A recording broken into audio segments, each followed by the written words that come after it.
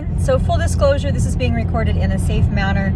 I am on my way to Palm Springs, California, where I will be showing you some of the differences in real life in central tendency measures between home prices and why we use one particular measurement when we are looking at the value of homes.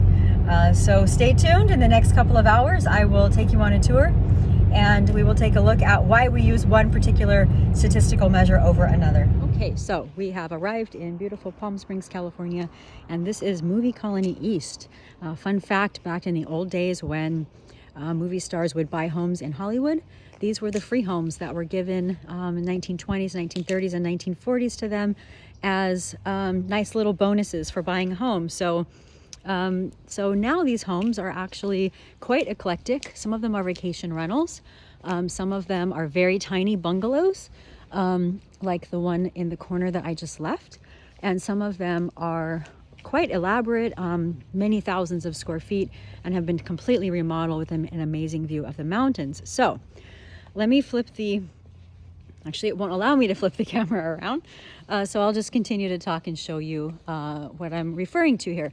So let's say we were to try, as a real estate agent or a buyer, to try to determine the value of any one of these homes on this street, right? We can evaluate a number of different factors.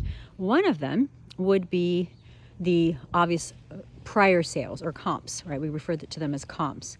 One of the ways that we do that is by looking at the average number of similar homes in the last 6 months that have sold. But when we're trying to determine future values, the process is a little bit different. We need to use some measure of central tendency.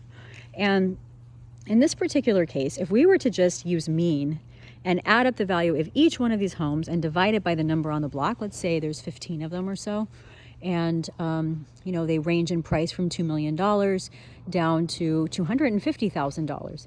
And we were to add them all up and divide by N. Let's just say we got an average price of $1.4 million, which is probably what the value would be if we used mean as a central tendency measure. But if we were to use mode, we would count the number of homes that were of each value. So let's say this one is 200,000. Let's say the next one is 300,000.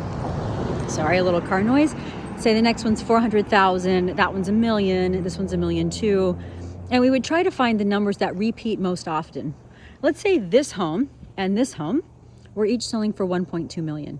If we used mode, that would mean that the value on this street is 1.2 million. When clearly there's many homes that are probably not worth 1.2 million on this street, right? So it gives you an example of when we might use mean versus mode.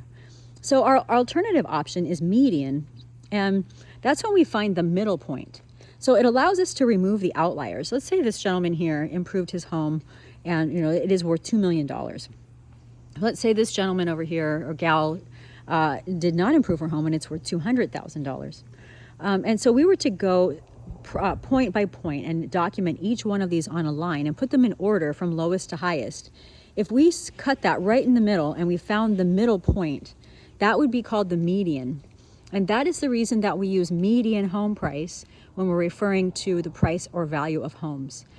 Simple fact or simple reason for that is we want to remove the outliers. So we want to remove the homes that might only be worth a couple $100,000, which don't really reflect the value of the neighborhood. But we also want to remove these guys that may have spent, doubled their square footage and may have added a second story and so on. And now they have homes worth a couple $1 million. So we want to remove the outliers. And the way to have outliers impact us the least is to use median as our opportunity, as our statistical method that we use as an opportunity to value properties. So just a very quick example. I'll turn my camera around so I can say hi to all of you. I have no idea what that looks like right now. And I hope you are all able to understand this concept a little more clearly with this real world example. And there's the Orkin man. All right, take care, everybody.